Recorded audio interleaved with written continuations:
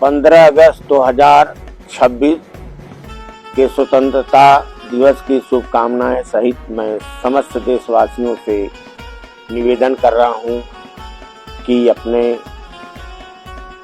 मौलिक अधिकारों, सम्मान, मानव अधिकारों, जन कल्याण के लिए आप जागरूक हो जाएं, क्योंकि इस देश में गरीबों, कमजोरों, महिला पुरुषों को न्याय नहीं मिल रहा है, दर दर भटक रहे हैं। कहने के लिए स्वतंत्र हैं, स्वतंत्र देश, लेकिन आज ये स्वतंत्र देश नहीं, मनतंत्र देश हो गया है। यहाँ देख रहे हैं बच्चों को, गरीबों को, महिलाओं को दिन दहाड़े मारा जा रहा है, पीटा जा रहा है और संविधान व राष्ट्र विरोधी, देश विरोधी, कानून विरोधी कार्य किया जा रहा है। आज हमारे देश में की व्यवस्थाओं में कुछ लोग गलत तरीके से आ गए हैं,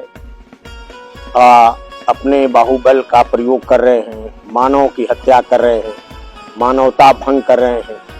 इसलिए सारे लोगों को अपने मौलिक अधिकारों, सामाजिक न्याय, जन कल्याण के लिए जागरूक होना पड़ेगा। आज देख लीजिए खुलेआम अन्याय, बाजार, घूसखोरी, मार्केट में न्याय का पतन हो गया है। दर दर लोग भटक रहे हैं और न्याय की भीख मांग रहे हैं। कहने के लिए तो स्वतंत्र है, हम मना रहे हैं, बड़े खुशी से मना रहे हैं, लेकिन आज हमारे देश का भविष्य खराब हो रहा है, बच्चों का भविष्य खराब हो रहा है, शिक्षकों का भविष्य खराब हो रहा है और यहाँ आतंकवादी जैसा, देशद्रोही जैसा, मानव विरोधी जैसा नरसंहार किया जा रहा है और लोगों को बर्बाद किया जा रहा है। ये बहुत हमारे देश के लिए जटिल है और कठिन है। देश में कैसे क्या होने वाला है कुछ समझ में नहीं आ रहा है और हर तरह से आदमी त्राह त्राह कर रहा है। न्यायमूर्ति, सत्यमेव जयते, माननीय जैसे शब्दों का अपमान हो रहा है, संविधान का अपमान हो रहा है और कहाँ क्या करना चाहिए, कहाँ क्या हो रहा है। अब आप देख लीजिए, मैं किसी का विरोधी नहीं हूँ, मैं अपना एक अनुभव बता रहा हूँ। मेरे देखने में, मेरे सोचने में ये लग रहा है कि देश का क्या होने वाला है।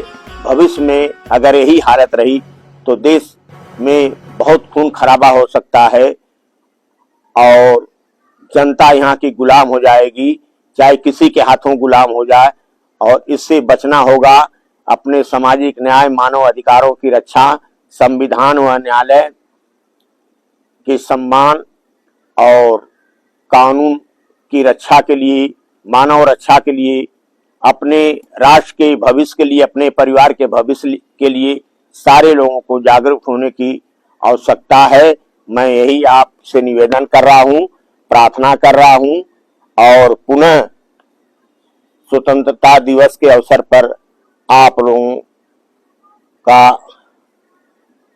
अभिनंदन कि आप लोग अपने देश के, राष्ट्र के लिए जागरूक हो जाएं, जन कल्याण के लिए जागरूक हो जाएं, नहीं तो बच्चों का भविष्य खराब हो जाएगा और देश एक कठिनाई से में चला जाएगा। इसको कोई संभाल नहीं पाएगा अगर ये हालत रही तो।